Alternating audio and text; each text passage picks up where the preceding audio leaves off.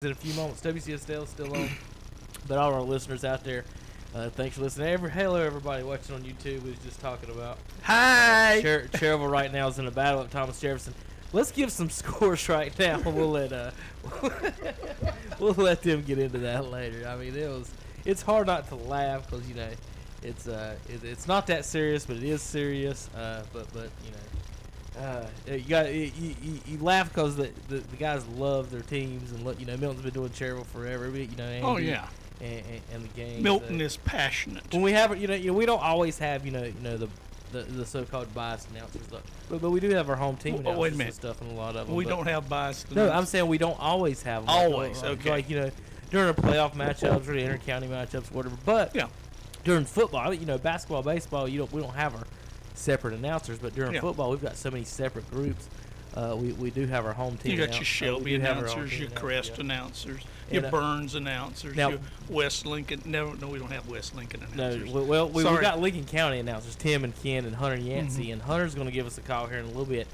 Big upset in Lincoln County tonight. Big upset. They're going to fall in the top 10. West Lincoln falls 7-6. 7-6, folks. Spread the news there in Lincoln County. WLON. North Lincoln beats West Lincoln. Speaking of Vontae Davis, Terry may pull out. Terry's going to retire tonight mid-show. Kings Mountain. Brent and Jeff are over there tonight, along with Noah Detloff.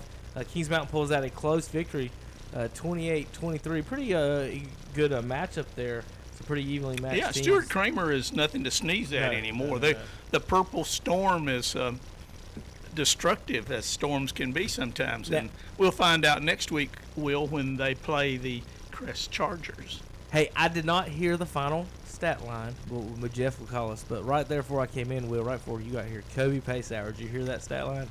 Kobe Pacehour had, I think, can you hear him, JP? Okay, I'll work on your mic just a second. I might have a problem on that one. That Appalachian defense. But Will had the stat right. It was 11 catches, 288 yards. And 3 touchdowns. 288 11 catches, 288, and 3 touchdowns. Wesley Britton tonight was sitting out, I think, with some concussion problems. Kobe Pacehour is down to one hand right now. He had 2 in a cast. 1 is out. So we're getting closer to having 2 Pacehours out there having to be able to guard at wide receiver. It's going to be even tougher. Yeah. Kobe's playing. Eli's on the sideline. Wow. Dennis, give the scores. I'm going to work on Will's mic for a sec. Well, I'm just going to take this board right here and tell you that Ashbrook green wave tonight. That's a green wave, not a blue wave for all you Democrats out there.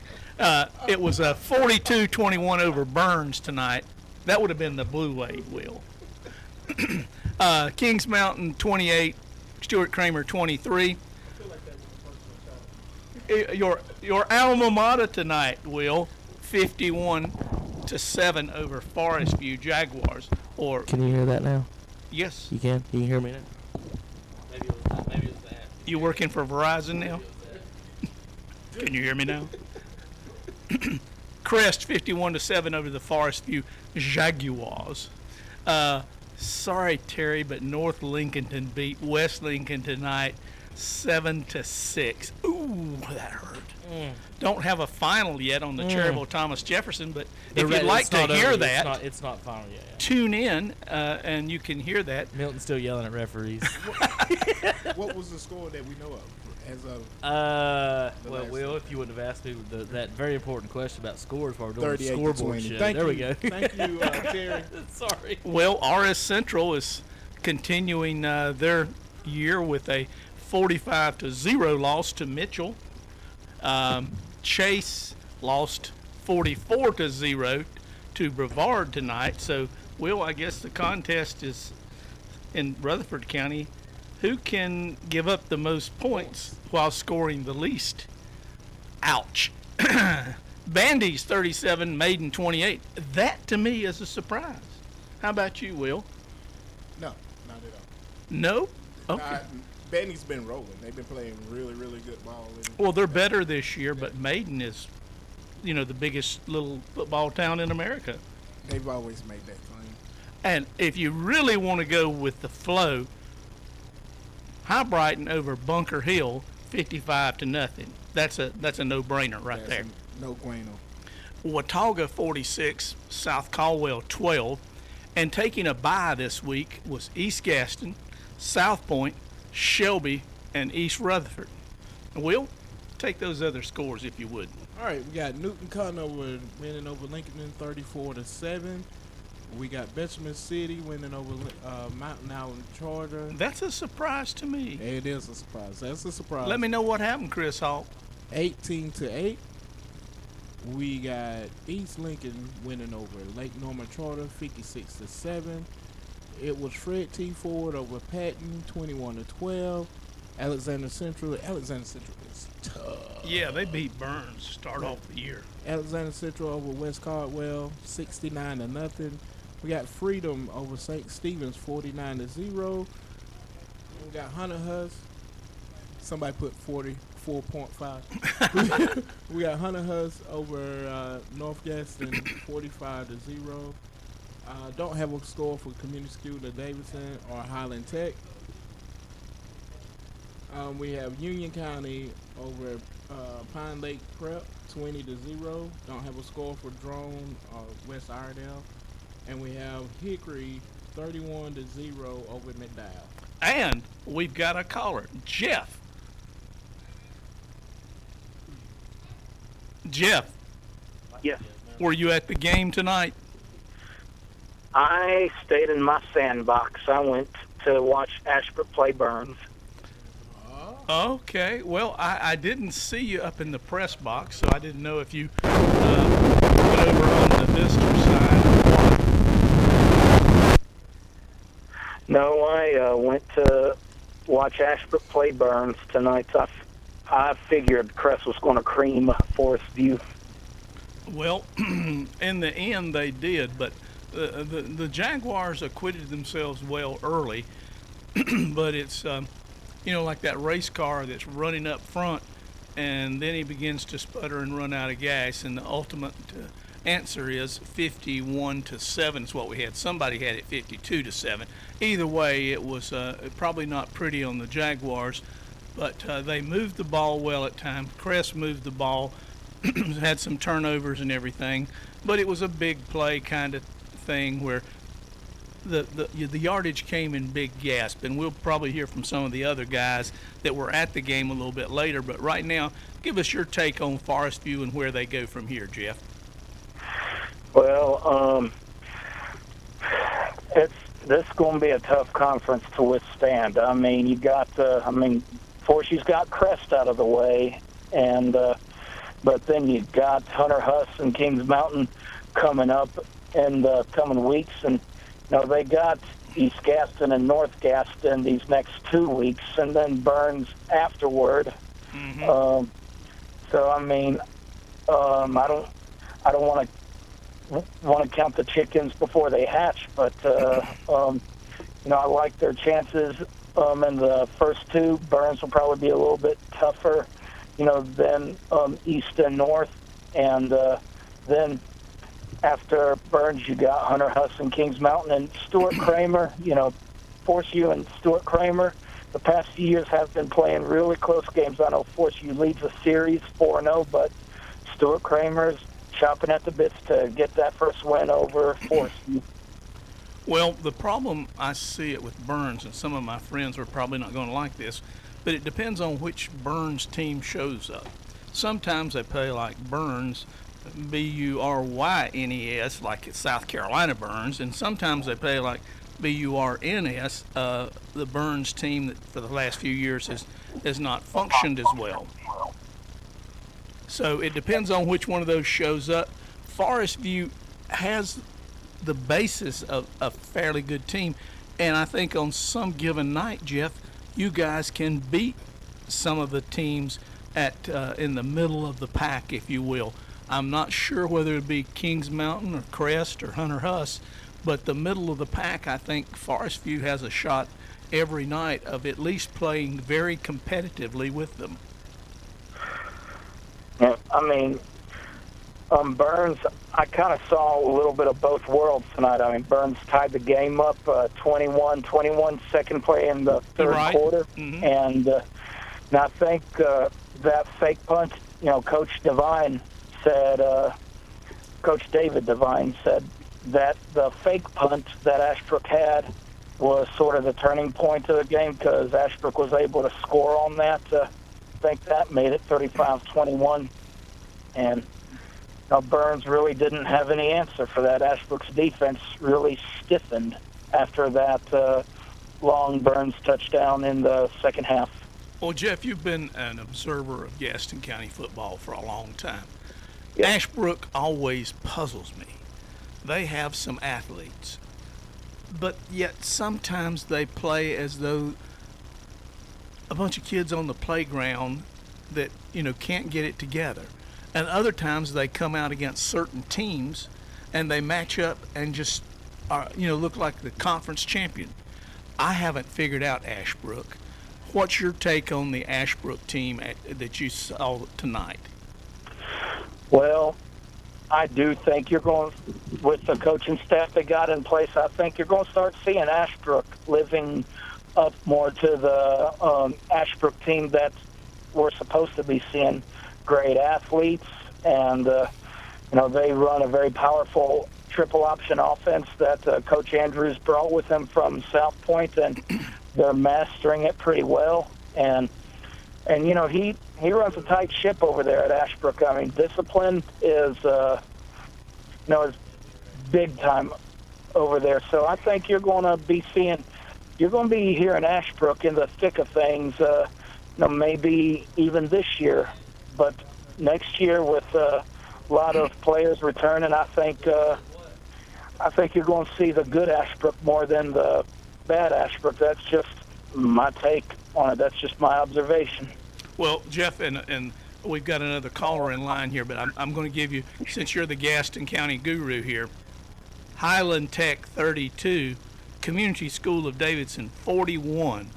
So while the record has been sort of out of sync with what Highland Tech's done in the past, tonight they went into this undefeated, but they are no longer undefeated as they lost to Community School of Davidson tonight. That's kind of surprising. I mean, it was. Hopefully Highland Tech can get some more wins. I was really rooting for them to pick it up. I think they'll probably get a few more. All right. Well, we appreciate it, Jeff, and give us a call back and let us know how you come out next week. Who have you guys got? Hunter. Is Hunter on there? Yeah. Hey, Hunter Yancey was on the sideline tonight for the upset in Lincoln County, if you want to call it. North Lincoln over West Lincoln. North Lincoln knocking off our number 6 seed in the poll. In our poll tonight, the 3 seed and the 6 seed got knocked off. And I know, Hunter, that you want to talk about the other game. That right now, you got to hold on to that. Hold on your thoughts on that, and tell us about the game you were at tonight before you talk about that Bandy's win tonight. Okay? All right. All right. You tell us about West Lincoln and North Lincoln. You were at the game you were at. Okay. I'll be a good boy and talk about the game I was at first. North Lincoln and West Lincoln, I'll be completely honest. Me and Tim, we talked before the game, and we both agreed that this was an upset possible for North Lincoln over West Lincoln, mostly because we looked at West Lincoln's strength of schedule before conference play. It wasn't quite as strong as North Lincoln's. We didn't know how West Lincoln was going to do facing this North Lincoln defense who has faced tougher opponents. But the game overall was a rock'em sock'em.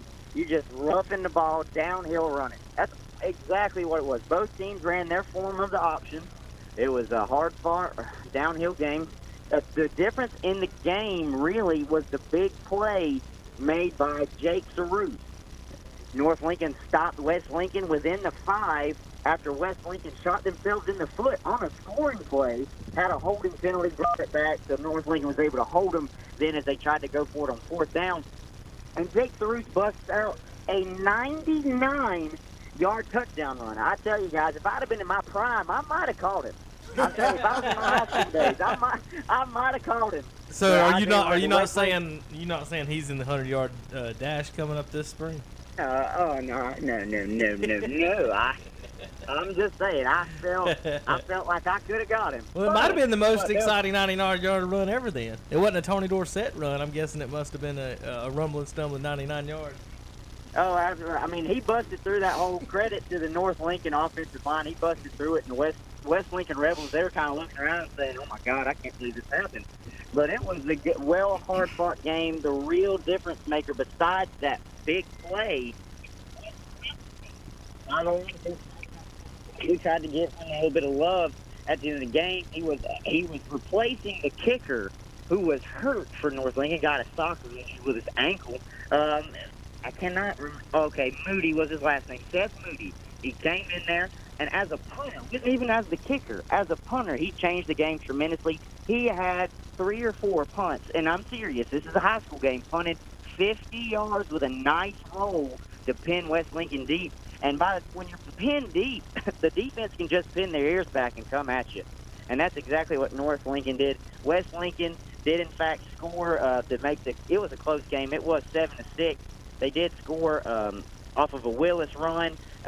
He was real close and got it in there. But the missed extra point, we know that cost Cleveland Browns a game earlier this year. 2 games. Missed extra point. Yeah, 2 games. That's what really, yeah. Okay, Kevin, we can talk about it tomorrow. But that unfortunately that shot them in the foot as well with the missed extra point. We could have been going to overtime. But the game as a whole, both teams played really well.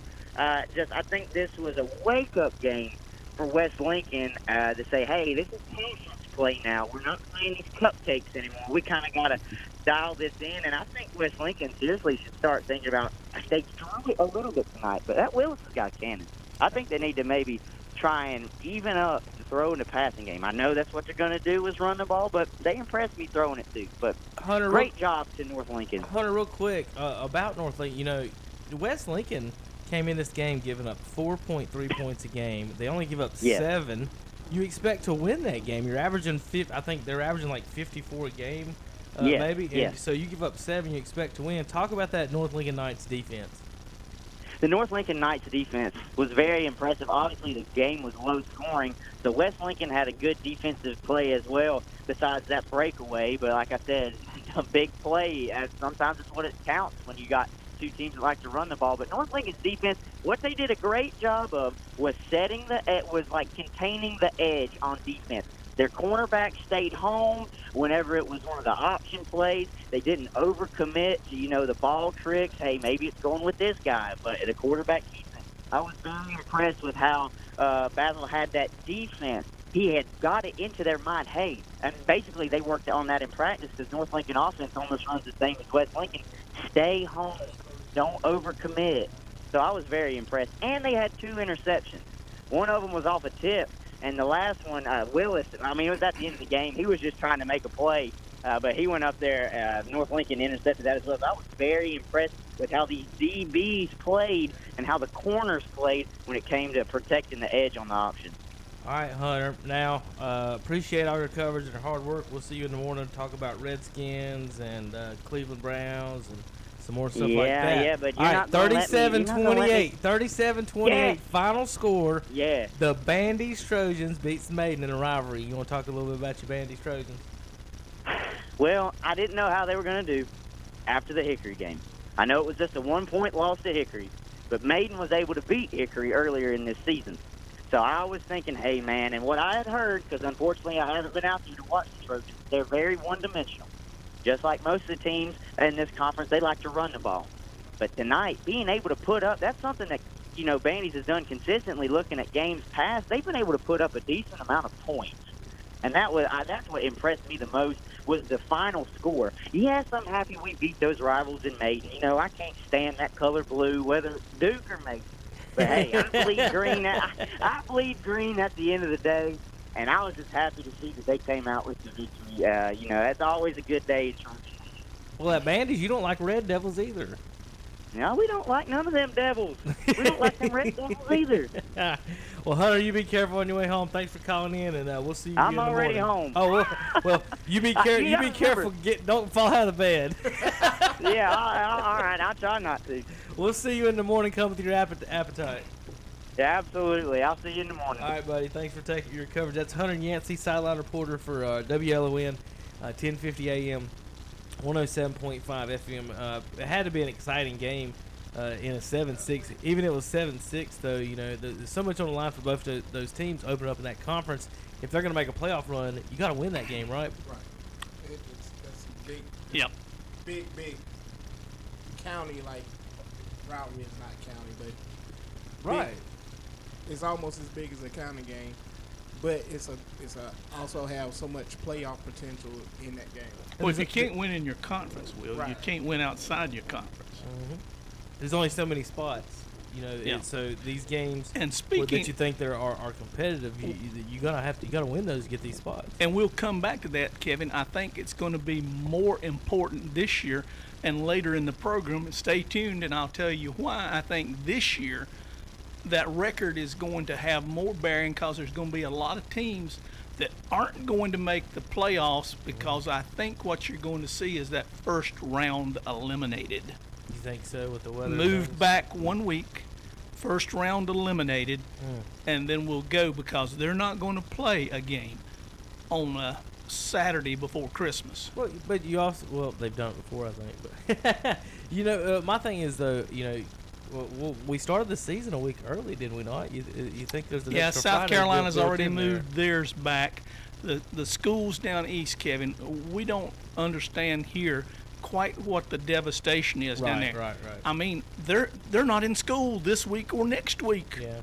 And the football field, could you imagine, Kevin, as a player going out and stepping on that field next week? Squish, squish, squish. I'm sure that right now it's more like a water polo than Yeah. a football field. So yeah. So to be fair to those eastern schools, they're going to postpone a week, and they're going to move it back. Okay, that's fine. The east, you know, can play while the west sits for a week, but ultimately to get the two together, you got to have some combination of something. And I think, just from my standpoint right now, what I'm hearing and seeing and thinking is they're going to move the schedule back a week, and then they're going to eliminate the first round, even though, as we say here, it's money, money, money. Well, I mean I'm about to fall out of my chair here. You saying they're gonna But, Kevin, miss a week. you're going to eliminate. I say play the playoffs and then Kevin smoking So tonight. you get 3 weeks for the Yeah. you get 3 weeks for the Is that championship couscous or practice. Well, we do have Is he the smoking I just the blue wanted bunch? practice for the championship. we team. do have the end of the I'm course crazy. exams after Christmas, which makes no sense either. So Well, yeah. why not, Kevin? You could be right. I'm just going with the calendar. When I'm you're just going with the calendar. when you're superintendent, but ask Quay Tucker. Well, After October 1st, she will rule from her throne on high in Chapel Hill as to what you and I and the rest of the state will do. we got some more scores coming in. Let's give up the scoreboard. Looks like it is full. The final score. Let's go across the board. Ashbrook 42-21 over Burns. Kings Mountain 28-23 over Stuart Kramer. Crest 51-7 over Forest View. North Lincoln 7-6 over West Lincoln. Cherville Falls and Thomas Jefferson 38-20. Mitchell beats RS Central, shuts them out 45-0. Chase gets shut out 44-0. There were no points scored in Rutherford County this tonight That's East because Rutherford East had a was bye. off. East had a bye. The other two, so the three teams combined got beat 89-0. I mean 89-0. So, But there was some points scored in Rutherford County. who got the points? Thomas Jefferson. Thomas Oh! Jefferson. Forgot about that. Thomas Yeah, Jefferson, that's the 38-20. that's the My fault. Mooresboro. My fault. I don't have a map. I'm sorry. Hey, High Brighton 55-0. Watauga 46-12. Newton Conover 34-7. Bessemer City 18. Newton Conover 34-7 over Lincoln. Bessemer City 18-8 over Mountain Island Charter. East Lincoln 56-7 over Lake Norman Charter. Patton Falls at Fred T. Ford 21-12. Alexander Central blanks West Caldwell 69-0. Freedom blanks St. Stevens 49-0. Huss blanks North Gaston 45-0. And then Highland Tech loses their first game of the year 41-32. Union Academy wins in Pine Lake Prep. Close game 23-20. West Iredale 45-20 over Drone. And Hickory blanks McDowell. And we've got Rob Roop on the phone. We'll talk a little bit more about those Crest Chargers tonight. Beating Forest View 51-7. Close to a blank. Rob, what's up, man? You there? Robbie Roop, you there? hello, Robbie. Hello. Hey, Hey. Rob. Hey, it's Trey. It's not Oh, Rob. Trey. Oh, Trey. Hey. Hey, we're just going by what the producer writes on the board. One more mistake like that, buddy, and you're fired. It's JP fault. JP. No, I did not. Well, JP. Hey, it's okay, Calvin. We'll keep you around. Hey, what's Hey, going Trey. on, guys? Hey, Trey, I left and it was like, not that bad. What happened? Did Crest explode in the third and fourth quarter there? Yeah, they had a couple of big runs in us at the end of the second half. Raekwon Young-Turner, he was a machine tonight. He had 192 yards, 2 touchdowns. DeMaurier Surratt, he come in and had another 156 yards rush and 2 touchdowns. So it was on the ground tonight. It was, I think, Forest View had 4 interceptions. 2 were returned for a pick 6. Damari Borders had a 101-yard pick 6. So it was, it got ugly there at the end. But, Forest View, they got some size. They got a team. And, they get it clicking. They're going to be tough for people. But Crest certainly dominated the lines, both defensive and offensive lines tonight. It was impressive, guys, coming off that loss, 9-10 days ago to Weddington. The way they came out. It started out a little slow, Dennis, you were there, but they got it cranking there about midway, late in the first quarter. So it was a rush-a-thon, I guess. They dominated thoroughly tonight. Well, Trey, I wish they had that ground game again. You've got to do against some of the upcoming opponents we had. But as an old coach of defensive backs sitting up there, I kept seeing them move down the field, and when they got down there about the 20-yard line, it took 2 or 3 plays, I started to, I know this sounds bad, I started to say, pick six coming, because they developed a pattern, and Crest was just missing it by just a hair, and that's when he got picked off. Yeah, Crest had a couple drops, 4 pick 6, or it could have been pick 6, but at least interceptions. But Crest defensive line, they were in the quarterback space all night, putting pressure on him, and he was throwing the ball probably a little bit earlier than he would like, didn't let the route develop. And Crest DBs, they've really stepped up. Crest has got some injuries and some people nicked up tonight that wasn't suited up, but they their backups and the other kids that asked to step up, they did a heck of a job tonight stepping up. Did Kimberlin play pretty much the whole game, or did he come out? He come out in the fourth quarter, but he played most of the game. So well, I know there was a time when you could turn around and give it to number 17, Raekwon Turner. He's a big boy. I don't think Forest View, I think they were rushing to tackle him there in the second half. Well, you didn't have to do that. You could bring in your Clemson recruit defensive back and make a quarterback out of him and a running back, and he looked pretty good doing that. So we have got a backup plan. Yeah, this Crest team, we were talking after the game, is very versatile. I mean, you can put different players in different positions and get the same result. They have very versatile running backs, receivers, defensive backs, and linebackers, and that's what makes this team click right now is their versatility, and they have kids that want to do anything to win for the team. So it's clicking right now. They got a long way to go. It's a long season, but they are playing good right now, and it was good to see them the way they bounced back from our Weddington loss, because it was with the lead in the fourth quarter against Weddington, you get beat. That was kind of heartbreaking, and even we know the circumstances playing on a Wednesday and kind of changing everybody's routine up. But they had a good showing against Weddington, and one thing I'd like for them to do is have a little bit better start of the game. I don't know if you agree, Dennis, but I do very much. The last 2 weeks they started a little slow, and they got them in trouble against Weddington. They were up 14-0 on us. So,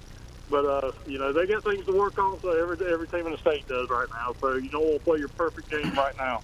Well, Trey, I know you mentioned that there were some players out. I did not see the Green kid playing tonight, and he is a quite versatile player who brings some other dimensions to us at running the ball and catching the ball. Is he injured and set out this week? No, he's just out this week. Okay. Well, but I said you got a lot of people that stepped up. DeMaurier Surratt, carried the ball 15 times, 156 yards. Raekwon 15 times. Xander's coming out of the quarterback position. Wildcat, whatever you want to call it. So this team is very versatile. Well, I think that the team tonight showed me more of an offensive mind than they have up to this point. it's basically been relying a little too much, I think, on the defense to keep them in the games and scoring some points that way. But tonight, the offense stepped up and said, here's what we can do. Here's what will happen against certain teams. We'll just run it down your throat. And if you start playing that, 8 in a box or something, we'll throw it. Yeah, this Crest team is a lot more physical than it was last year, Dennis. You can probably attest to that, what you've seen of them. But their offensive and defensive lines are very physical. And that goes a long way. And that run game and defense, that'll travel in the playoffs in the cold weather late in November and early December, hopefully. So this team is, when you got a team that's defense heavy and the defense is really good, the offensive guys kind of take it personal. You would hope, and say, "Hey, we got to step up." And you're seeing that with Crest; they're stepping up and they're carrying the load, and it's kind of an equal balance right now. That the Crest offense, it's coming around. Well, that's key too, Trey, because I think you saw down at Weddington where the defense had to stay on the field after 3 and outs, and you just get wore down. And even though it was close in the end, and Crest had a lead, and they let it get away from them.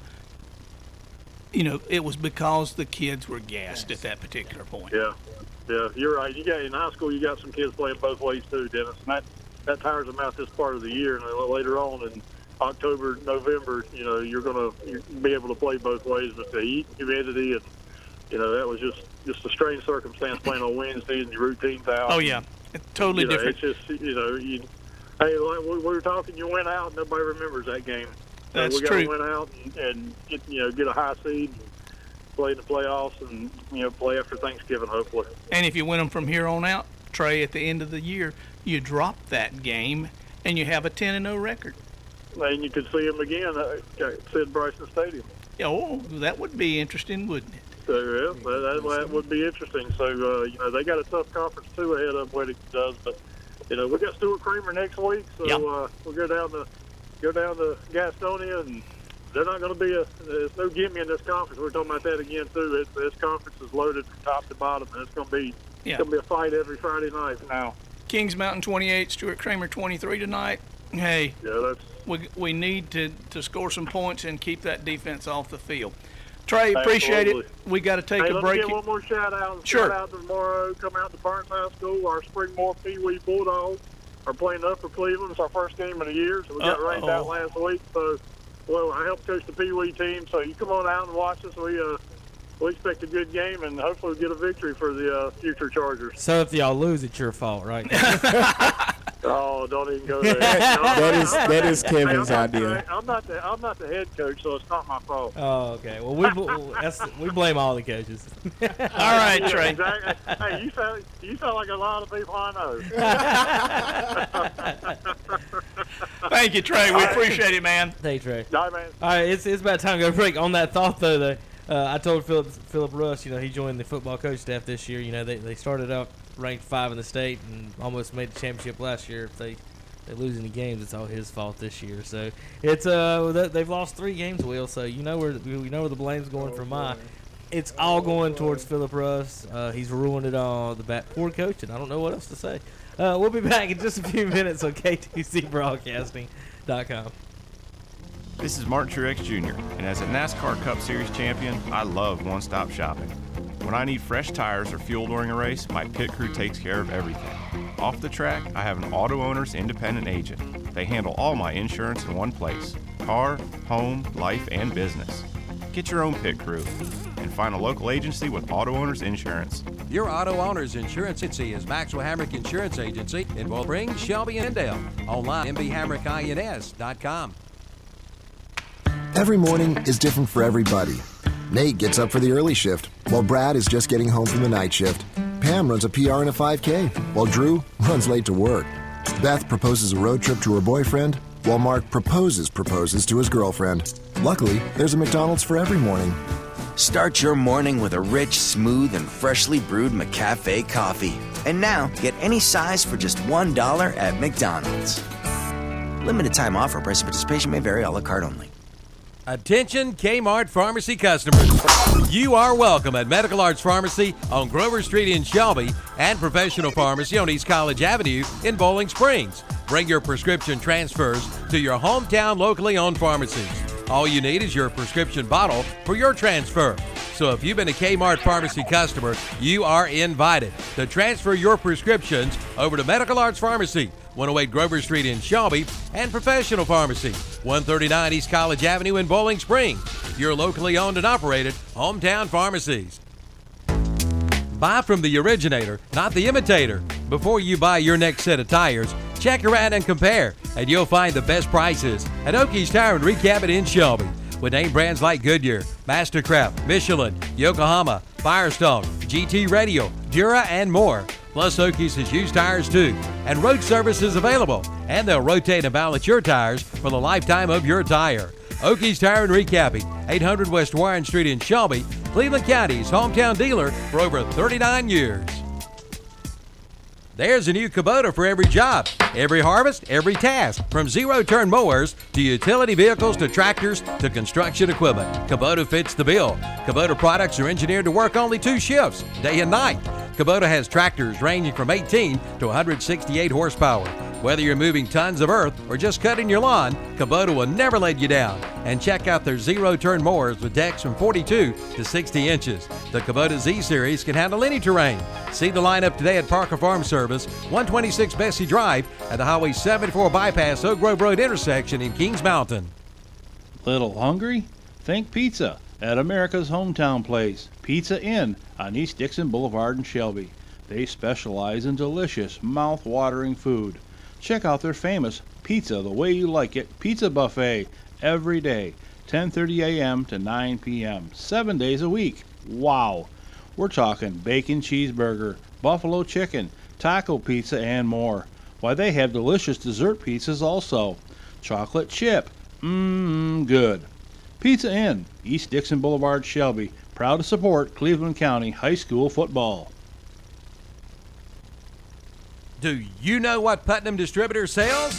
Auto parts, truck parts, stuff for all sorts of equipment, plus 25 brands of motor oil, hydraulic fluids, filters, batteries, even nuts and bolts, and all at low, low prices. Putnam Distributors is located in downtown Patterson Springs, just 5 minutes from Kmart and the Cleveland Mall. Go south on Highway 226 or Highway 180 and just follow the signs. Putnam's prices are low on everything and for everybody. Call 704-487-9395 or visit them online at PutnamDistributors.com. And welcome back to the Renaldo postgame show. You got to learn to do that, my man. Let's hear it. Renaldo postgame show. Cha-chung! Cha-ching! I don't know. This is my first time doing a postgame show. You're not even on the camera, Andre. You're just going to move the things for me while I talk about it. Well, meanwhile, back at the ranch. He said he had to shave. I'm like, you're not even on the camera. Wait a minute. Andre, come on, my man. Hey, ask you about his favorite NFL team, how they're doing right now. Is he a Cowboys fan? No. Oh. The Buccaneers. Oh, ooh, high five for you, baby. Division. That's the division leading Fitz Buccaneers. Magic, baby. Fitz Magic. Trent Marty's in the house. My. Trent Marty's in the house. You just leave it down there in the conference room. Hey, Trent, how are you, buddy? Have a good time at Ashbrook. Yeah. He said, yeah, man, it's great. It's so much. Look, if you want, Trent's one of those guys. Yeah. If you want a 100% truthful, honest, no holds bar answer, you ask him the question. He's not going to hold anything back to you. That's might be a little, get him in here. Might be a little sarcasm on it. We're gonna get his true feelings about Kevin over there. No, we don't need to get Trent going right now. He'll get in here and get fired. We got two callers we got to get to real quick. We got two callers and we got top 10. Then we got more callers coming in. Steve Degree's on the line. JP, hook us up, Steve Degree. Then Joel is on hold. So Steve, no Shelby Golden Lines this week. I guess you just sat back with your feet up, sipping on some sweet tea. Rooting for them Chargers. And Will says rooting for the Chargers. You guys got Mount Pleasant next week, right? Actually, I was over at Sid Boston Stadium. Oh, there you were. Yeah, I was over sitting on the bank.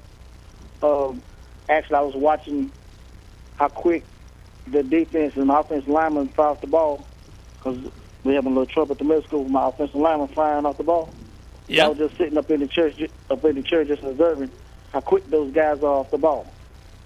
Always coaching, Steve. Always coaching. Yeah, just having a little trouble at the middle school right now. Getting my lineman to foul off the ball. I was up the other night till about 4:00 in the morning. Trying to figure out ways, to get the kids foul off the ball. Yeah. Because yourself then as a coach. Yep. Certain things you can't teach, heart and determination. You can't teach that. You can be in every position or give them a game plan, but they don't go and execute it. It'll make the coaches look bad, like Troy said a while ago. Make the coaches look bad. Well, Steve, I have never seen a coach yet that made a tackle or threw a pass or caught one or did anything. All you can do, as a friend says, you buy them books, you buy them books, you buy them books, and all we do is eat the books. And sometimes coaching's like that too. You show them the play, you show them what they're supposed to be doing, where they're at, and it's up to them to execute it. Now, we got to remember they're kids, Steve, but like you said, you can coach them up, but you can't make them execute it every time like you want it done. Otherwise, you'd win every game. Yeah, that's true, too. Sometimes I told my young man this week, sometimes to put you in a situation, see what kind of person you're going to be. If you get knocked down, or you're going to lay there, or you're going to get up and fight back. Oh, yeah. So that's what I've been going through this week. Made a few changes. Yeah. And on our team, and we had a great practice on Thursday. We lost 12 to 9 on Wednesday, but we fumbled like 8 times inside the 10-yard line. Wow. One time we fumbled twice on one play. Well, Steve, I'm going to shift that comment you made to your varsity Lions a little bit. It's not, do you just lay there or do you get up? And last week we saw the Shelby High Golden Lions get up and roar.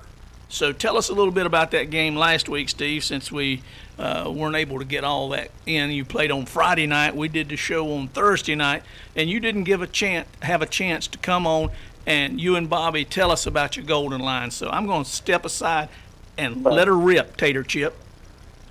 I tell you what, I was real proud of the kids, the way they came out focused. If you realize to go back into history, like every time we need a momentum game, even the years we lost 3 or 4 games, we always play Kings Mountain.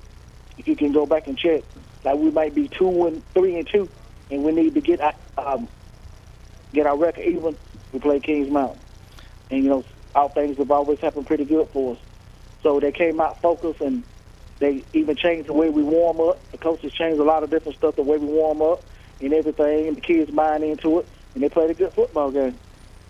Well, Steve, I got to warn you, Joel's coming up next, so you preach it like you want to preach it, because I got a feeling Joel may give us chapter and verse on some other things. But to the winner go the spoils, and the Lions were the winners last week. So you tell it like the Lions see it.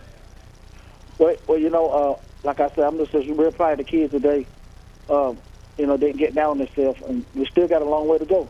The season ain't over with yet. Like you said, we got Mount Pleasant. Got to go to Mount Pleasant next week, and then we start our conference. Oh, and East Rutherford looking good, Steve. That's right. And I seen some of the East Rutherford kids tonight. They're 5-0, and been that way since at Coach Cash. But like I say, we have to go to East Rutherford this year too.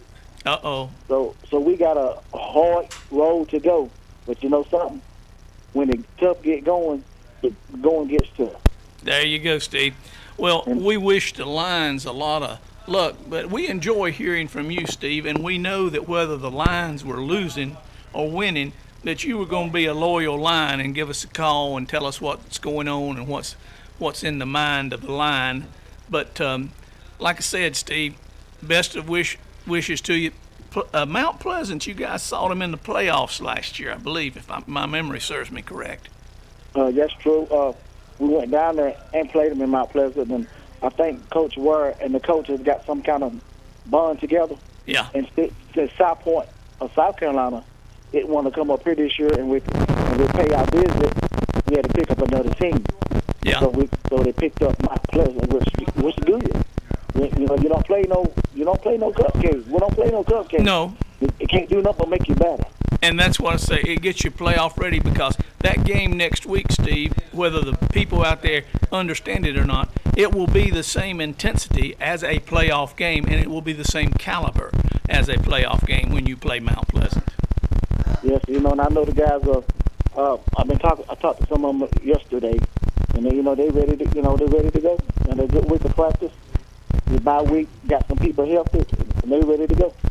Well, we'll be waiting to hear from you next week, Steve. Now I have to give equal time to that Kings Mountain crowd, so give us a call back, and we'll let Joel tell his side of the story right now. Stay tuned, folks. All right. Thank you, Steve. All right, Joel.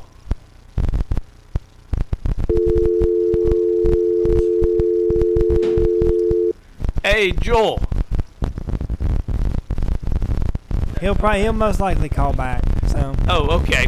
So. Joel, if you're out there, give us a call back, and we'll get the Kings Mountain version of what happened tonight. The Shelby game. And the Shelby game. We'll give you a chance. Well, I tell you, the week before the Shelby Kings Mountain game, there was a huge discussion at the barbershop. Uh-oh, not the barbershop. Mercy. Was that at the sanitary? No, that was at Fresh Cuts. Oh, Fresh Cuts. Okay. Yeah. And there was a huge argument about how Shelby was, King Mountain was going to run off through Shelby, and how Shelby was just going to. There was huge discussion. Guys at the end said, don't let Shelby beat you because she probably won't be able to come back in here. Uh-oh. Yeah. So. Uh-oh. Well, I hadn't checked this week to see if the fella came back, but that was the center of discussion.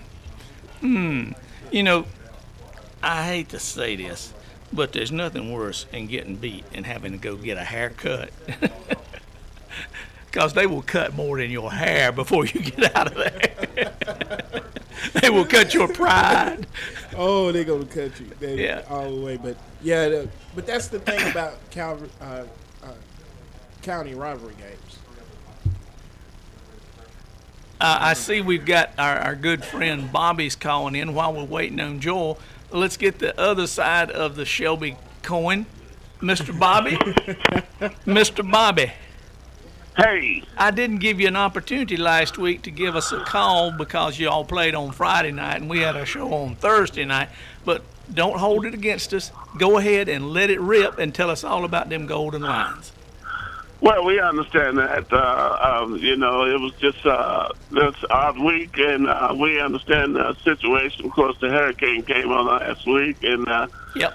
I'm just my heart goes out to the one that's lost loved ones, but nevertheless, I'm just thankful that the citizens of Cleveland kind of did survive it. But in reference to the Shelby Golden Line, I'm so proud of my boys. I told you just a couple of weeks ago, one of the things that we have got to do, we know what we got to do to make a comeback. And, Shelby, as Steve said earlier in the broadcast, that we just going to have to come up and just really prove that we can still win football games like we have in the past. And I think Shelby Golden Lions can do it. If anybody can do it, Shelby can do it.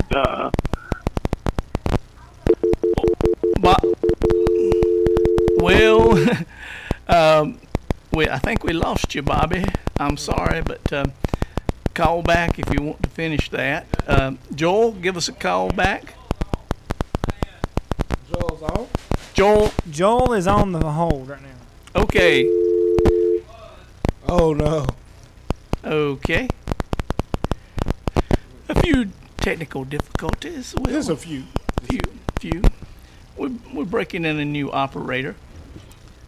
I think we about broke him, too. I think he's going to retire at halftime. We got Joel. Bobby back? Who got? Bobby? Yes, I'm back. Sorry, Bobby, about that. I'll take all the responsibility for that. Well, things happen, but nevertheless, I hope you had got my message a while ago that Shelby, hopefully they'll continue to do good this year. Yes, I think they will, Bobby. And, now you're headed into the conference portion of your schedule. And that's not going to be easy because we've seen that East Rutherford this year is a team got, as Steve laid out, several challenges there, and you've got Mount Pleasant next week, which is a playoff type team. So you're going to get a good gauge next week of what your chances are down the road. Well, as I said earlier, I just appreciate the momentum that Shelby has now. I was talking with one of the football players on last week, and they were stating that what is one of the things that the Golden Lions is going to have to do to keep up the good playing that they're doing, and that is they're just going to have to go out there and continue to execute like they did on last week, and just really show that they can play good football. And they got great enthusiasm, and as always, Shelby High is going to show up, and they're going to make a comeback, and they're going to show out to prove that Shelby is still a good team. Well, Bobby, I'm going to tip my hat to you because I'm going to be honest with you. There was a lot of people last week that had already penciled in Kings Mountain for a big win against the Shelby Golden Lions. But, that's why we play the games. Well, as you know, anytime two kind of rival teams come together, anything can happen. It could have happened at Crest, it could have happened at Burns. Sure. But it just so happened it didn't turn out that way. But nevertheless, the Golden Lions is on the revenge, and they will come back. And hopefully they'll just continue to win and play good football. And, Bobby, hopefully you'll continue to call us and let us know how those Lions are doing. We appreciate it. We're going to have to go move on at this point. We got some more callers here. Joel didn't get back in. But, Bobby, thank you for your call, and let us know how that comes out against a Mount Pleasant team next week. Because all right, I think we that's will sure do that, and go Shelby. Just keep up the good work. Go Lions. All right. Well, thank you, Bobby. Well, we got Thank Bobby you. and Steve. Now, Will, you were telling me about the barber shop. So it's West Shelby where's the barber shop at, but Kings Mountain folk come up there, and the Shelby folk come up there. It's It's pretty a good community gathering. meeting place. It's a pretty good gathering. Yeah. Crest folks come in there. So, Wait a minute, they let Crest folks in there? Oh yeah. No. They have to. Would they The owner is- would they You don't let have to show your ID when you come in. The owner is a graduate Crest Charger. And who might that be? Give him Lorenzo Moses. Okay, give Lorenzo a little plug there. Even Shelby's money's green money. It don't matter Yeah, what we take jersey. we take dollars. Would It don't matter they what let color the jersey West is. Lincoln Rebels in there, though? Yeah. I think, Joe, if you got us, you can call us back in just a minute. Tom Cinephoni's going to call us too. You'll probably get beat by him, but then have to hold again. We'll hang up on you again. But hey, we got to until talk to Tom. Yeah, until Tom calls back, or Okay. Tom calls in a minute, we're going to do we got to do this. We're going to start our We top. was having a start discussion. our We top got to 20. do this top 20. We can start it, yeah. We got all night to talk about this. Not all night. We got about 40 minutes. Now, we can talk about how, the Browns are 1-1. The Browns. Same record as the Cowboys right Wait a now. minute. Ain't that right, Terry? 1-1. Cowboys are in first. They're not. We have a divisional win where nobody else does in our league, so that puts us first. Okay. Yeah, you're number one in your division. Okay. Andre's Bucks are 2-0. It's hard to understand, but it's simple. It's simple. And the boy from West Lincoln explains it all. I had a coach one time say I could walk through that hole running backwards. And what? So them line coaches will say some stuff that don't make a lick of sense right there. Ain't that right, Reinhardt? Correct. You've had a tough week of football here the past few weeks. I tell Hey, you what. we won on Sunday. I was happy, and all of a sudden tonight it was. It's amazing how high school football, and Will and y'all, and Kevin, y'all know. 1 week, you're scoring 60-some points, and then all of a sudden there's 1 week like Mountain Island Charter and West Lincoln. Yeah. Both of them held. And it's amazing that can happen. With all the money, the running and the scoring that you're doing all year long, and then all of a sudden, bam, you score 6, and Mountain Island Charter, not much more, 8. But you have to give it up to North Lincoln defense. Oh yeah, that's what stopped all the running. You have to give it up to Best Mississippi stepping up to the plate. That's what stopped all the running. That's what stopped all the scoring. Dang, Andre's already hollering he wants us to play Cherville. He wants a rematch. We want a rematch. Be careful what you wish for, Andre. He said the first game he wasn't expecting West Lincoln to pass. He knows they might pass this time, so they'll be ready. But the job that Coach Basil did down there, the guys were ready to play. Yeah. And they gave West Lincoln all they could handle. West Lincoln could not do anything, couldn't get a running game going. But, I mean, if you go probably and look at the total yardage, I guarantee West Lincoln outdid them for the whole game.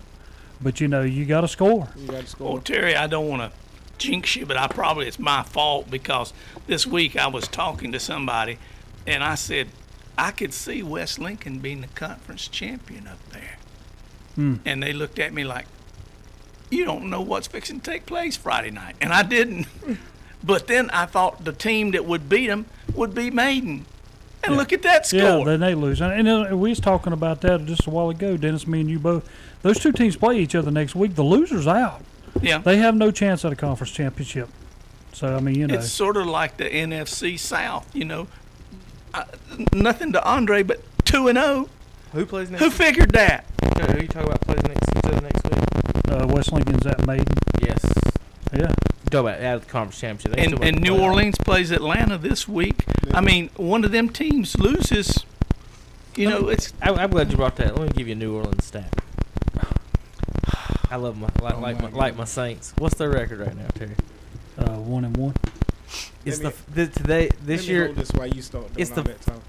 Since who Wait a won? minute, y'all 1-1 also. Who won? We're 1-1-1. Excuse me. The Saints have won a Super Bowl since the Packers have. If you could kick an extra But now I am going to be on the other side for him. Matthews, there was no way. No. Yeah. And I'm going to tell you something. Those are the things that make me mad. There was a guy who lost his job on account of that call was made. Yeah, and the extra point was Sure missed. did. And he lost his job. He does not have a job now. He got cut because he couldn't hit a field And goal. they signed the former Dallas Cowboys all-time scoring, kicking, great leader. How do you think that's going to go? I don't know how Bailey never got. I don't know how he sat that long and nobody didn't pick him up. Well, he kept telling teams he didn't want to play. He told Cleveland he didn't want to play for him. Yeah, I can't blame him. But now here's the deal with him. He was getting paid $3.4 million by Dallas, and that's a lot of money for a kicker. So I'm not quite sure how much he got from Minnesota.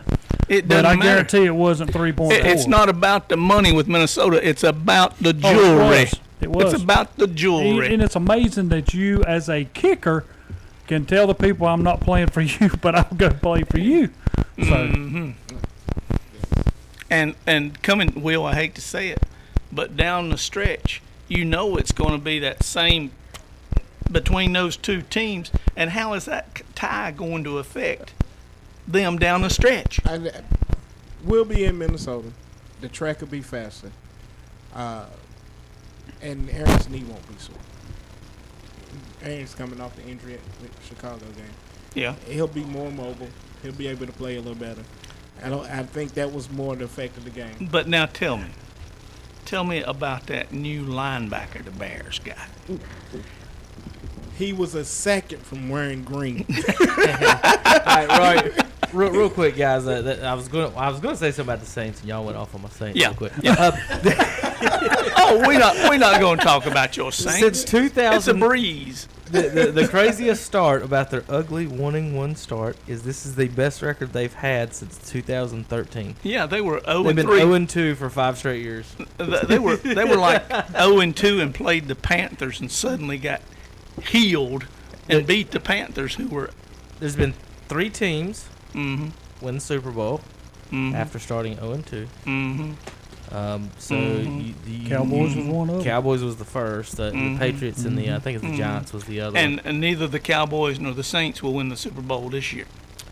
I picked the Saints to win it until things have changed my mind since then. But I would have to defer to Will and the Packers or the Vikings before I would the Saints. The Packers can't stop Shelby right now. I wouldn't be concerned with them. Hold on a second. Hold on. That's Joel is on the line. We got so I'm coming back Joel, to that. Cole. Are you there? Yeah, I'm here. Hey, Defend Hey, yourself, how Joel. y'all doing? I missed y'all the last few weeks. It looked like Joe. It looked like you guys were going to run away from that game, and then all of a sudden you're in a 5-point squeaker at the end. Yeah, unfortunately, I had to stay home tonight. I'm under the weather with like a little flu, like symptoms and everything. So did you enjoy the Shelby announcers doing your Kings Mountain Mountaineers? Yeah, I had to watch it on KT broadcasting, and then I put it on my phone. Then I put it on the big screen TV. Oh, good. So I was watching the game. Maybe you should come up here and run the board, Joel. But That's just not funny. Kings Mountain, they just gonna have to just regroup because they're banged up right now, and because Kobe Paceire and Caitlin Wade can't do it by themselves right now. But I hear the other Pacer boy is coming back. Yeah, that's I don't know when, but I know it's gonna be soon. But because right now, Britton, he's out with concussion right now, and so we're banged up going into the conference tonight. Well, yeah. Britton was out with a concussion, and then Kobe. I did see him on the sideline tonight. Good news is he's got one of his cast off, so he's got Eli. Gosh, it's so hard to get them mixed up. Eli, I've been corrected like 3 times tonight on that too. This is what's so bad about it. Eli is down to 1 cast tonight. His left cast is still on, right one is off. Kobe tonight set the single game receiving record tonight for Kings Mountain High School. 11 catches, 288 yards, Joel. 288 yards. Yeah, catches. He was outstanding. The one in the end zone was just amazing in the corner. Was you watching there when they threw the one that's in the when end I zone? about to jump off the dang couch. I said, "What a catch!" Maybe we should put video on Joel while he's watching the game. But Kings Mountain, what's really hurting us right now is turnovers and just being sloppy right now. Yeah, I thought that in the Shelby game was the turnovers did Joe in that game. Yeah, we had our chances last week, and I just want to say hats off to Shelby Golden Lions from last week because we did get to talk last week, and but Shelby they just own Kings Mountain right now. No matter what the records are, I just had to say it. Shelby just own Kings Mountain, and I'm not afraid to say that right now.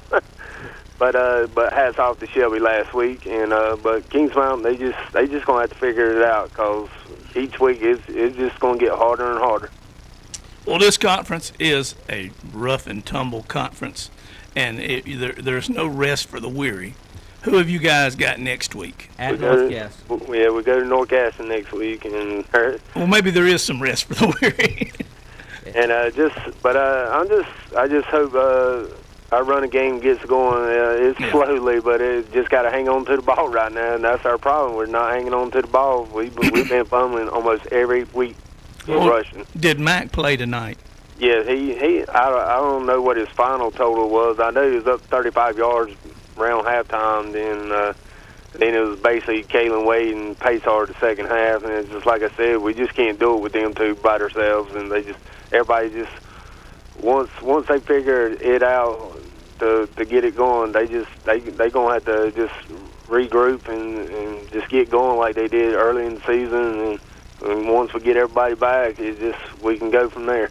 Well, there was some discussion. He was not 100% against Shelby, but I know you guys are going to get him healed up for a game about November the 14th. But, yeah. They are not worried about that game. They got in 2 weeks Hunter Huskies, the #1 team on the board. That's what they need to be worried about. That's who we all need to be worried about. Kings maybe the best team in the conference is the Hunter Huskies.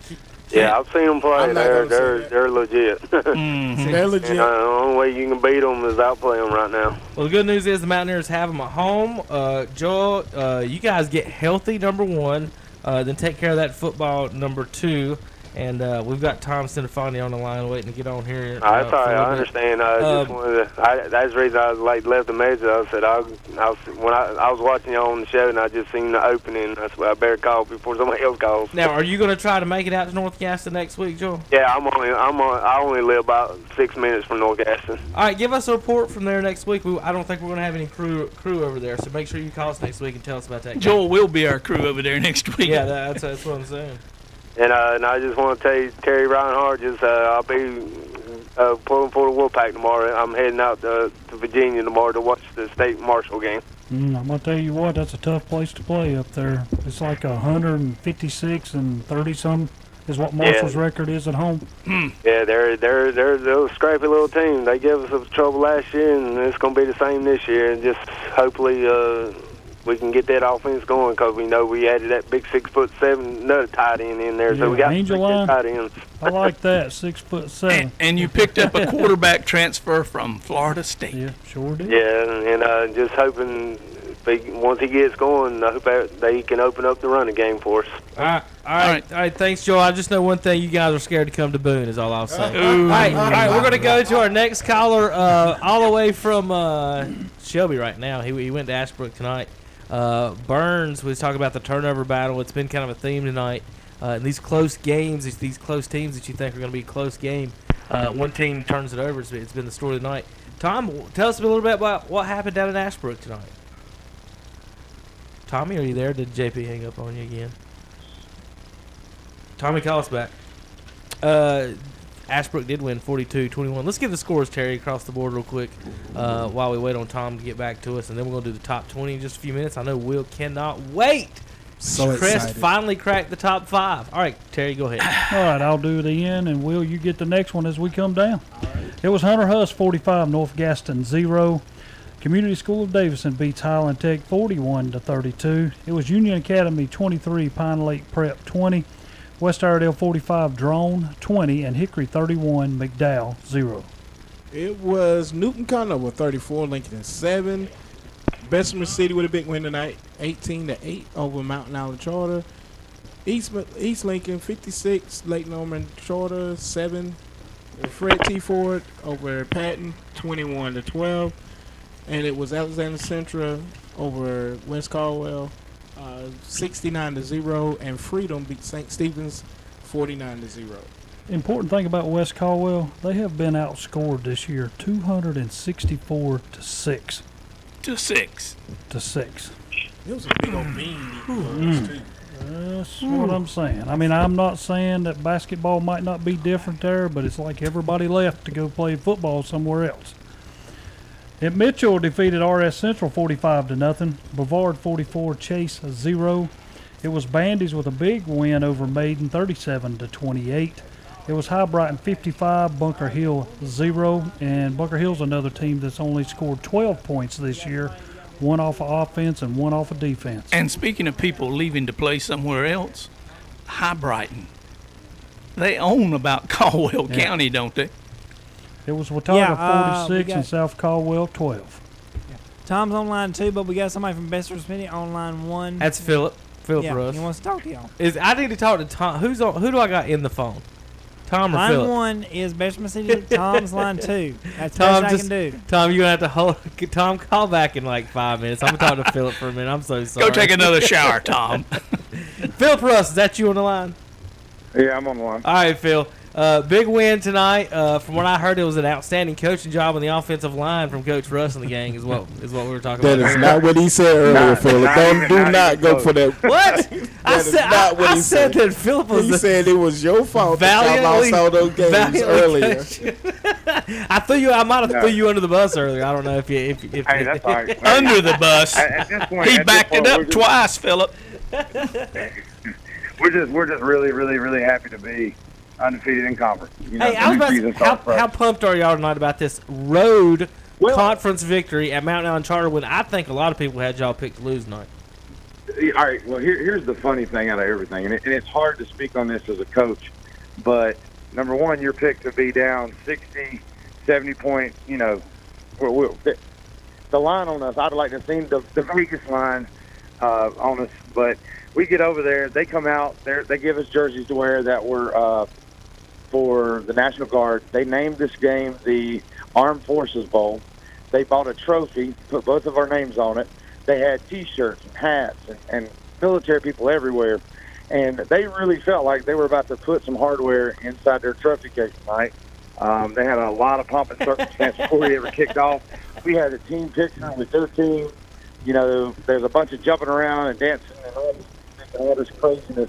It almost didn't even feel like a football game. It felt like you was at an East Carolina football game where there's just so much going on, you forget there's a football game going on. And really, for our guys, it made us come out and play loose. I mean, we realized that they haven't beat us. The last 3 years, they're supposed to be, loaded with all this talent. And they're going to come in and squash little Bedford City. And, our guys kind of take that on the chin. I mean, we've got a lot of blue-collar guys. And, they just approached it tonight. Our defense was lights out. They forced either 4, 5, 6 turnovers, 2 of which went back for scores. We got a touchdown late in the ballgame. We called a quarterback sneak that he scampered in for about 47, 46 yards.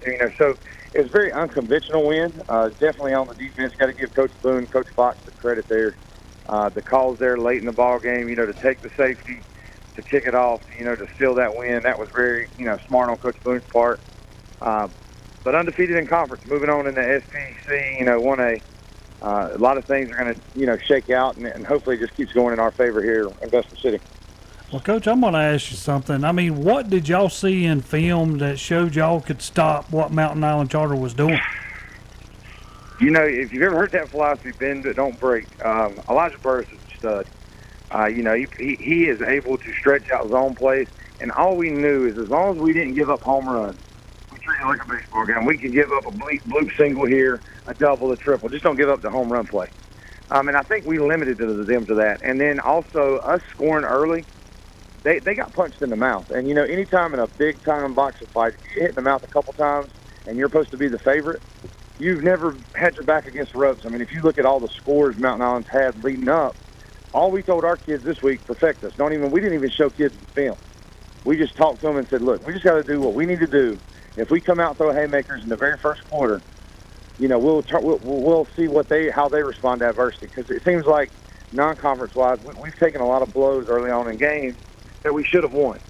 And just trying to recycle that. I mean, we put a team that felt like they were the sure front runner for the conference title, and sent them to the drawing board because they had to face a lot of adversity against us tonight. Now, granted, we turned the ball over our normal 2 or 3, 4 turnovers a game, and we've got to clean a lot of stuff up. We've not played our best football yet, and it's coming, though.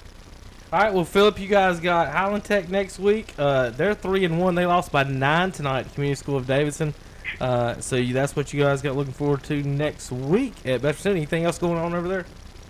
Oh, well, we got the homecoming in, and we're working up. We're fixing to get our new scoreboard. We're getting a scoreboard with the Jumbotron TV on it, and that whole deal is being donated by one of our players. He's going to dedicate in the name of his mom, who's passed. And so, we got a lot of cool things fixing to happen here at Bedford City that's going to make people want to come to the Hive and take in a ball game. So we just like to invite everybody out next week to our homecoming game against Holland. And go Jackets! All right, Philip. First things first. Before you get off the phone, I gotta correct you on something. I know you're new. I know you're new to Bessemer City, and you've been there for a year. But Yellow Jackets have nests, not hives. Hey, look. Hey, man. If you come over here, we any kind of bee. We just looking for steaks, okay. You know what I'm saying? You weren't here for the biology lesson, were you? No. Okay. Hey, I teach science, but I'm not a science man by nothing. All right, buddy. I appreciate it. Thanks for calling, and good luck next week. Hey, thank you for all y'all do. We appreciate it. All right, thanks, Phil. Philip Russ there, head baseball coach at Bessemer. He's doing line this week. Big win. Gets Mountain Island Charter. Tom, give us a call back right now. Nobody want to cut off our callers for our listeners. I got a couple of announcers that need to get in so they can get to bed. You guys go ahead and call. Got a couple of stats in that Kings Mountain game real quick for you guys. Of course, I say that and I lose them in 2 seconds. We already went over Kobe Pacehour. Big night tonight. 11 catches, 288, and 3 touchdowns. You was asking about Kalen Mack. 13 carries, 45 yards. Kalen Wade tonight had 18 carries, 82 yards. He was fifth. Listen to these stats, quarterback stats.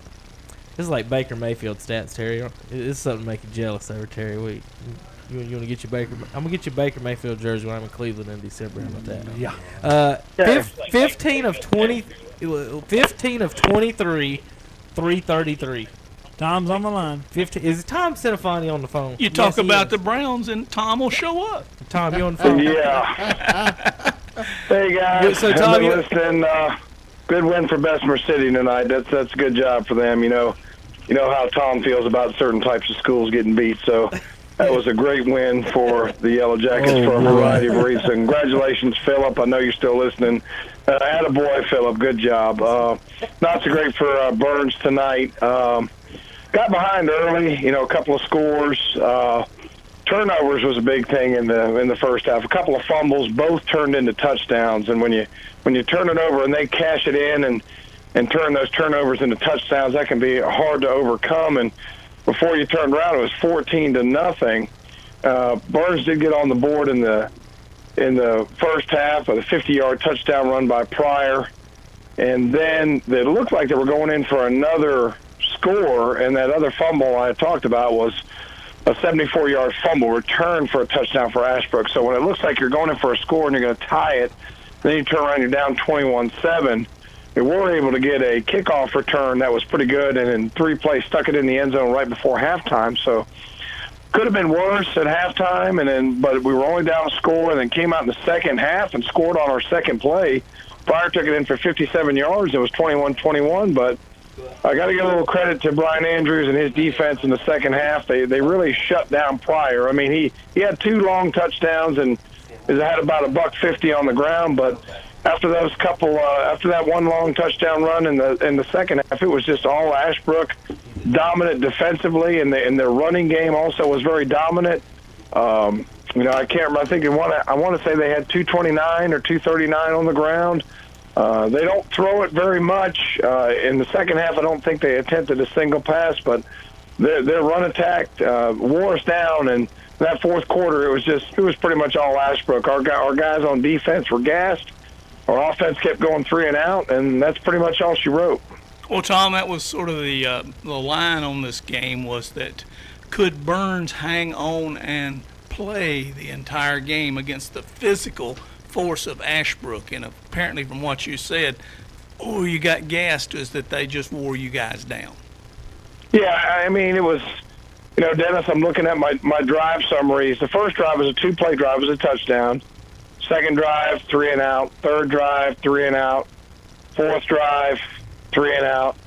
Fifth drive, interception, after about 5 plays. And Ashbrook is running, 6, 7, 8 yard, 6, 7 play drives for touchdowns. And it just, they're physical, they're big. Their defensive line was very good. They gave our running game lots of problems. And I was talking to Mario Clark, one of our assistant coaches, and said, this is probably the best defensive line we're going to face all year, which is saying a lot because there's some good teams in our conference. And he was right. They were very big, and they're very physical.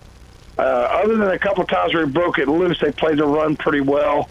And it's hard to stop their attack. Nichols, their running back, he's physical, he's big, he runs it hard, and he's hard to bring down. And their quarterback, Greer, also very good, Dennis, very fast. He had a 34-yard touchdown. So Ashbrook Greenway is going to be a tough out for anybody in this conference. Well, Tom, so much for the bitter. Let's get to the sweet. How did you feel last night when your beloved Brownies finally broke through and won the game?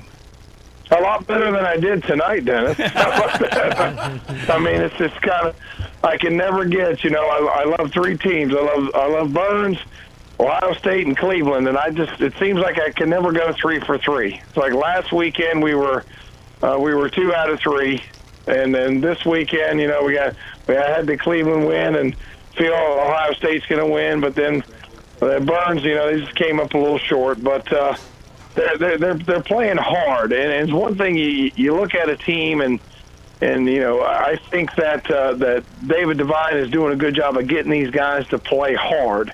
They have had, and if you look at their season, Dennis, and you were talking about the second half, 7-0 against Alexander Central, they lose 40-7.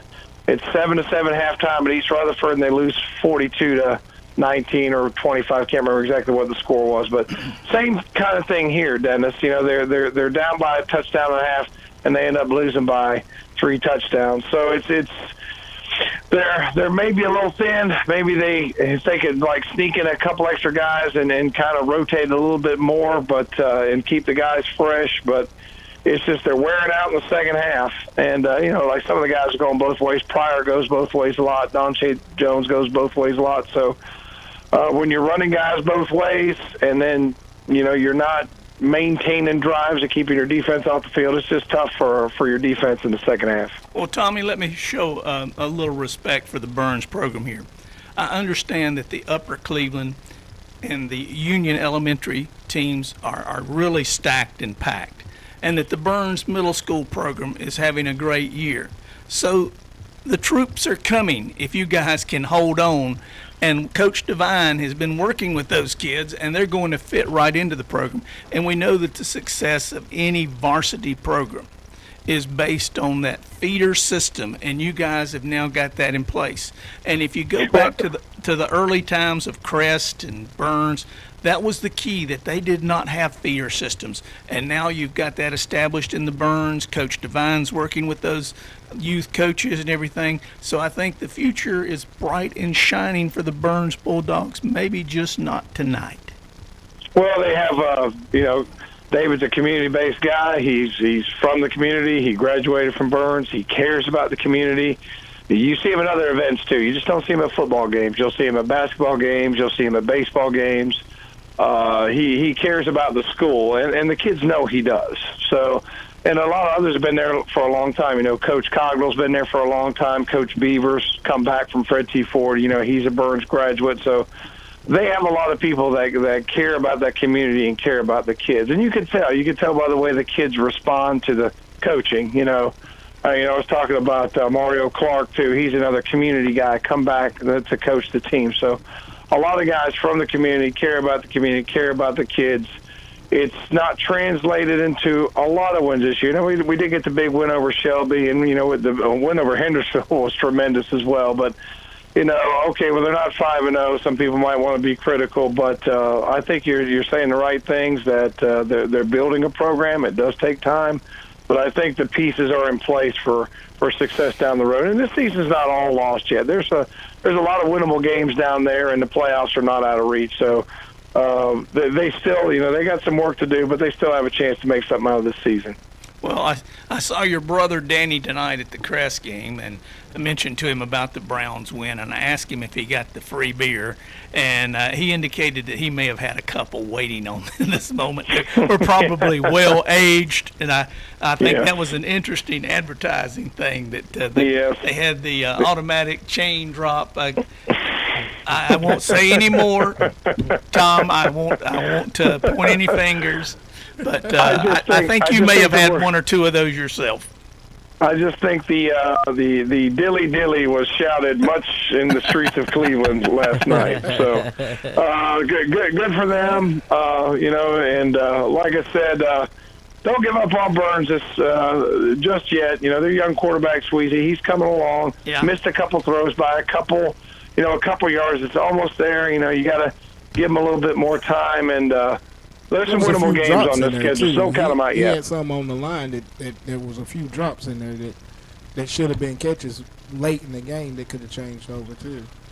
Yeah, and if you saw the one touchdown throw he did throw to McDowell, I mean, it was a beautiful 27-yard back shoulder throw. Yeah, it was. I mean, it was just beautiful. It was right on the money. I mean, just right.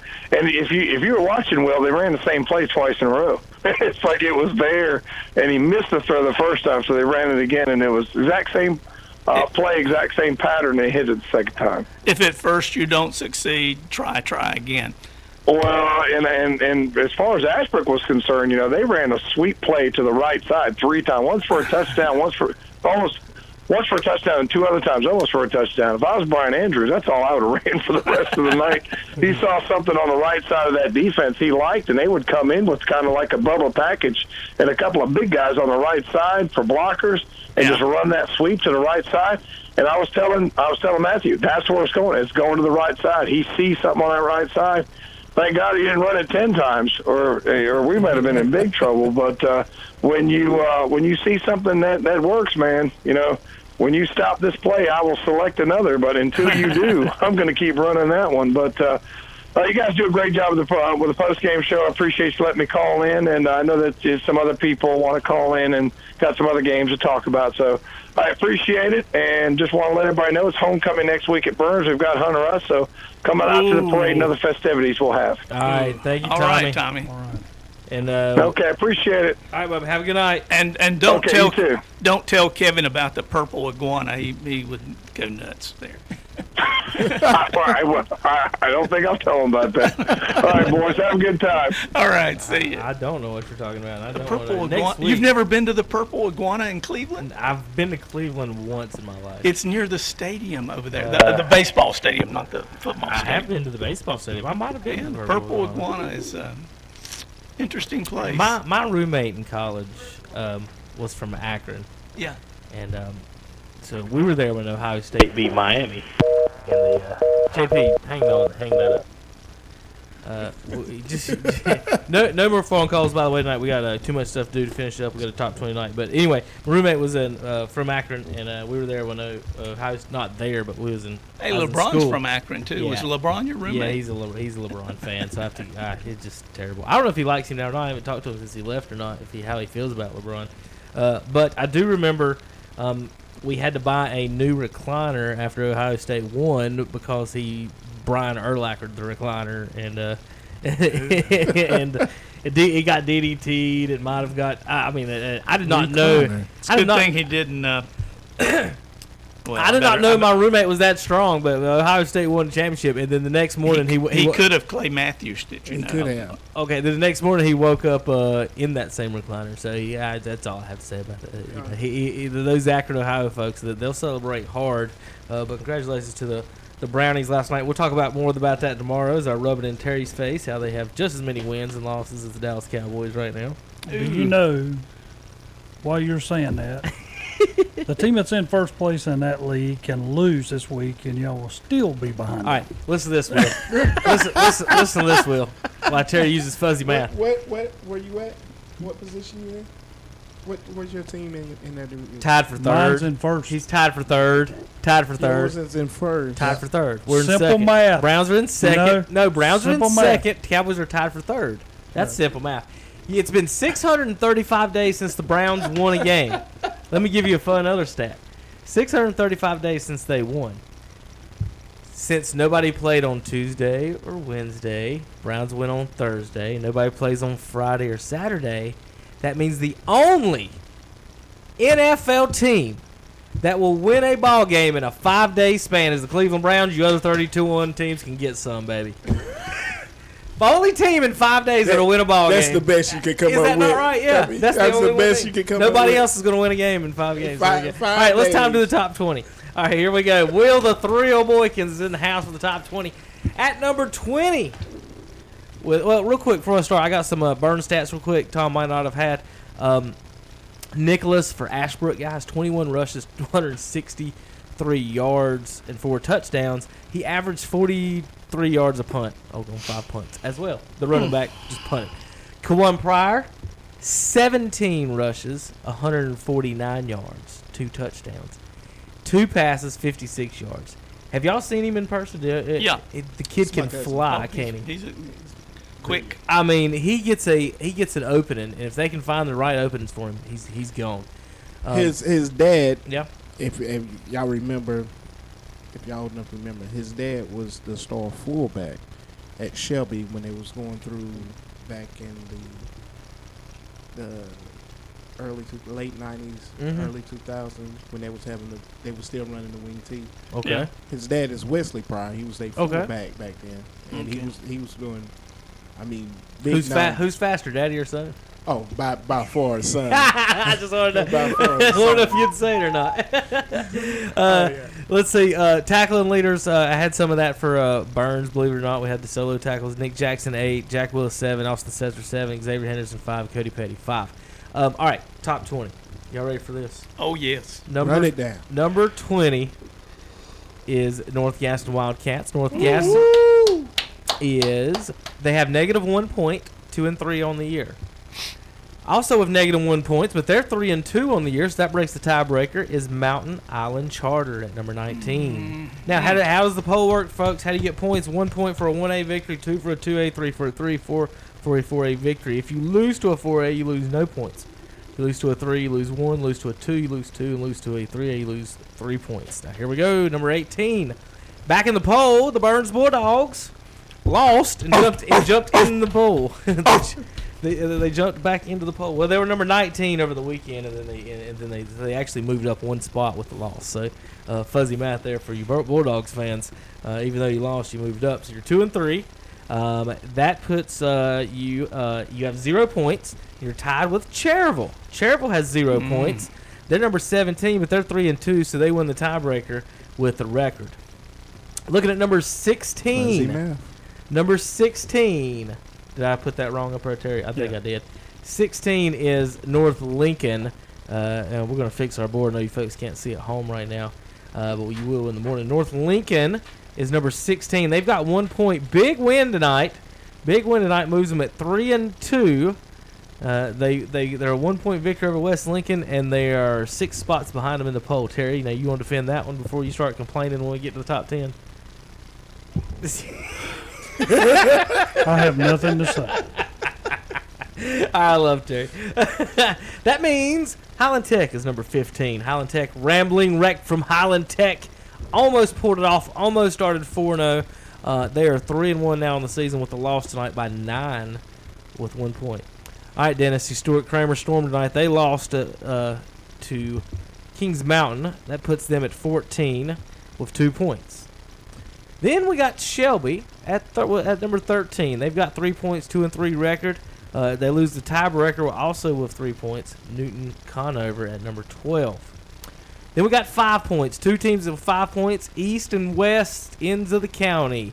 3-2 for the East Lincoln. So West Lincoln gets the tiebreaker at 4-1. West Lincoln is your number 10 team. East Lincoln is 11. West Lincoln was all the way up to 6, Terry. If they would have won tonight, they would have been ranked. They would have stayed at 6 is where they would have been tonight with the win. They fought at 10 with a loss, 1 point loss to North Lincoln. Terry just been shaking his head for about an hour now. and we talked, Terry. You give up 7 points, you expect to win, right? You do.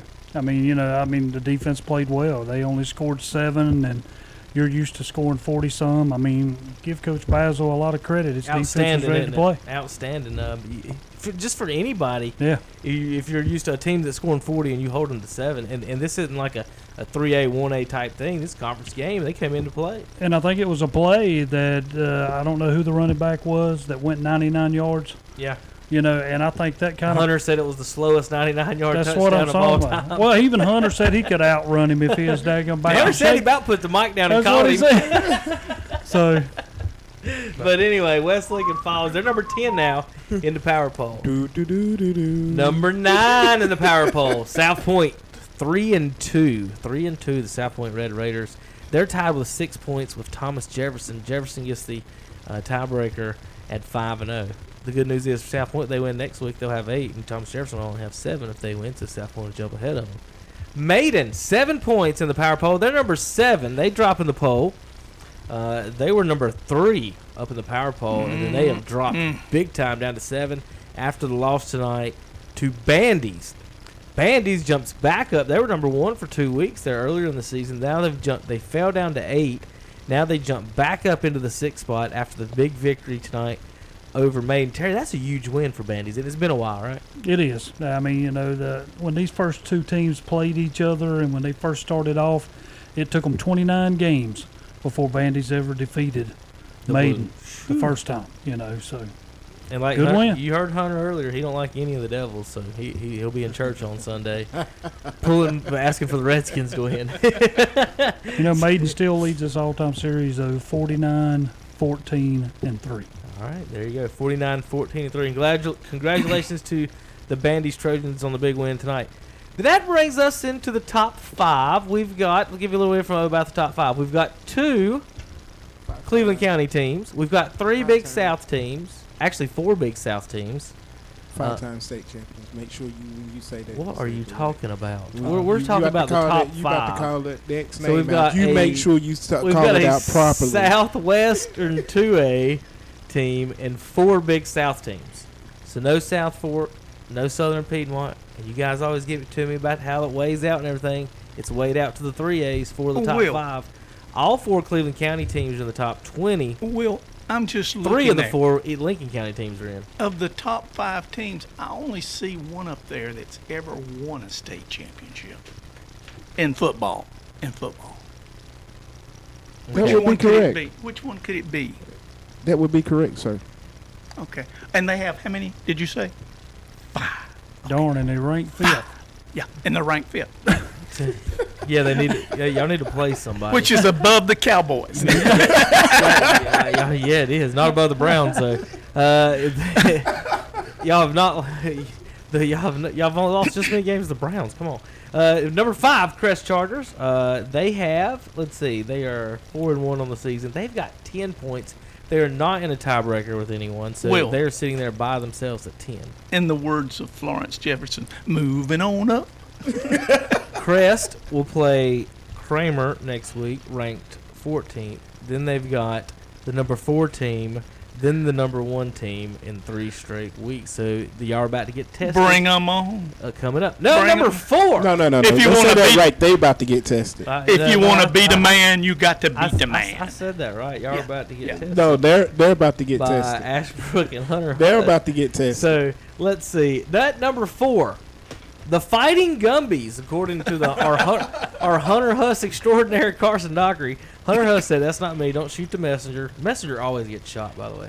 The Fighting Gumbies. That's the Ashbrook Green Wave. 11 points, 4-1 overall. They lose the tiebreaker by points. And with points given up to Kings Mountain on defense. Kings Mountain's got a better defense. So Kings Mountain's got 11 points. Ashbrook's got 11 points. They're both 4-1, but Kings Mountain's give up less points than Ashbrook. All right, number 2. They fell from number 1 to number 2 this week because they didn't play. 5-0. Well, you know that's how it works in the real world. Number 5-0. You can't win it if you ain't in it. And with 12 points. 12 points. The East Rutherford Cavaliers, the only team not in the Big South 3A, in our top 5. They've been there all year. 1, 2, 3, somewhere around in there. 5-0, and they've got some games coming up. They play Shelby this year too, don't they? Yes, they do. That will be Valley. next to last game of the season. Shelby finishes with East Rutherford and South Point. So those last 2 weeks of the season is going to be big in the 2A. Ooh. That leaves us with the number 1 team in the What's Up Shopper KTC Broadcasting Power Poll at a 14 points in 5 games. Mm-hmm. That's almost 3 points a game for you math whizzes out there. Mm-hmm. Coming into tonight, they'd give up 10 points a game, and they shut out North Gaston. So that tells you all you need to know. And next week, they'll be at Burns, where if you don't know that Burns has got yellow in their uniforms, you're going to be confused with all the Carolina blue out there. Mm-hmm. But it'll be That's Columbia the blue Hunter at Burns. Huss Huskies. The Hunter Huss Huskies are number 1. And on our power poll, they'll be going to Burns next week. Call That's call Columbia the first 5 games out. First 5 games or what? Hunter Huskies. Let's see. Patton was 2A or 3A. Cox Mill, Clover, Hickory, and North Gaston. Clover could be a battle for them. That's Clover and Hickory. You know, and I even had a coach out of South Carolina when they played Clover told me that they were good enough to play teams down there.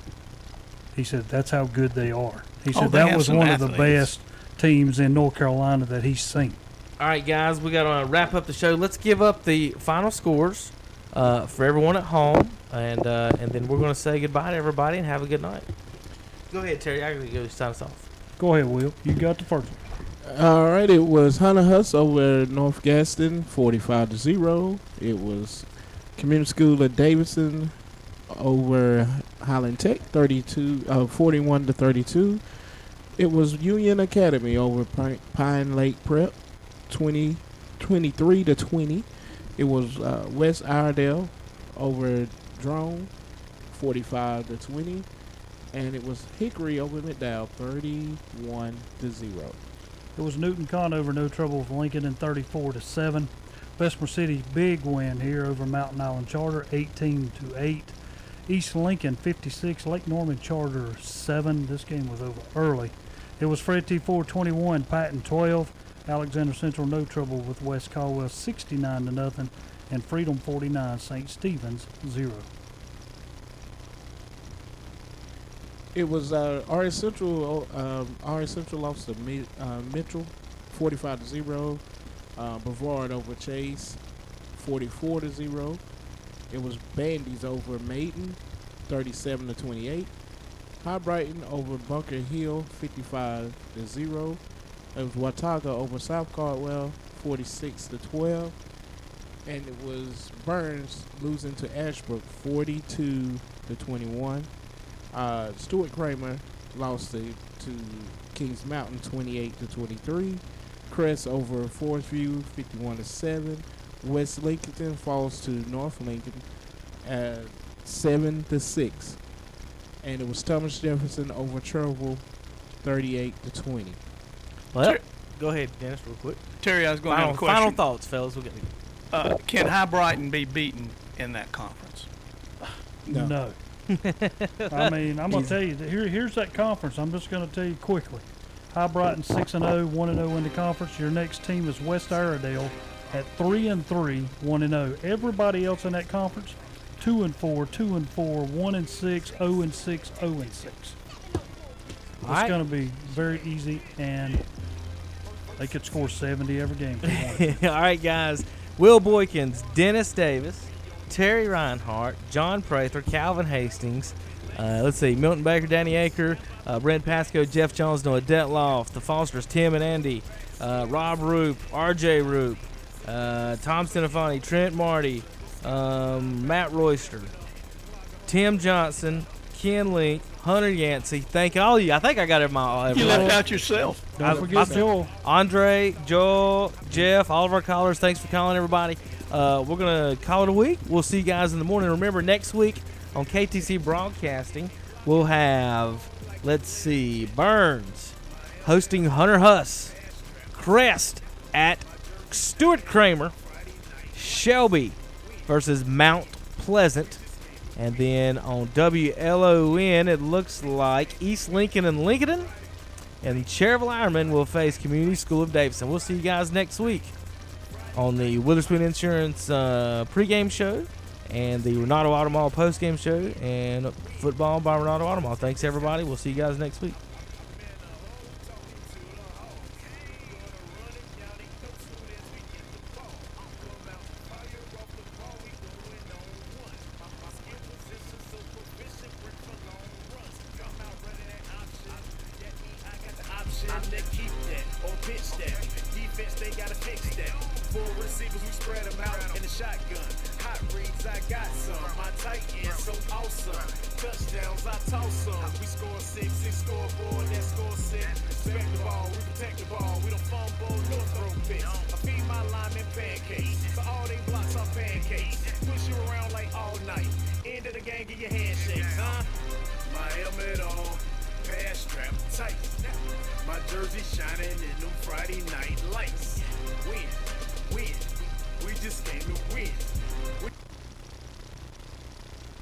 Girl, you made a mistake. That's one hell of a break. You fool.